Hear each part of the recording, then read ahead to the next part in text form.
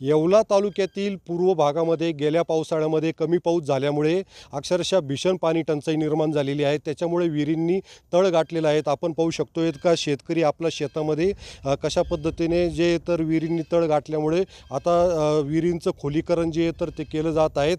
आणि या ठिकाणी आपण राजापूर या भागातील एका शेतकऱ्याच्या शेतातील विहिरीवर आहोत। आपण पाहू शकतो की साधारण 50 ते 60 फूट ही विहीर जी आहे तर ही खोल करण्यात आलेली आहे आणि तरी सुद्धा या विहिरींनी तळ गाठलेले आहेत। अक्षरशः म्हणजे काहीच पाणी जे आहे तर ते लागलेलं नाही आहे। तर त्याच्यामुळे आता या भागामध्ये जे आहे तर किती भीषण पाणी टंचाई आहेत आणि शासनाच्या माध्यमातून या भागातील नागरिकांना पाणी पुरवठा जो आहे तर तो केला जात आहे। आणि जोपर्यंत मोठा पाऊस होत नाही, विहिरींना पाणी येत नाही, तोपर्यंत शासनाने असेच टँकर जे आहे तर ते सुरू ठेवावे अशी मागणी ह्या भागातील नागरिकांकडून केली जात आहे। उमेश पारीख, TV9 मराठी, येवला, नाशिक।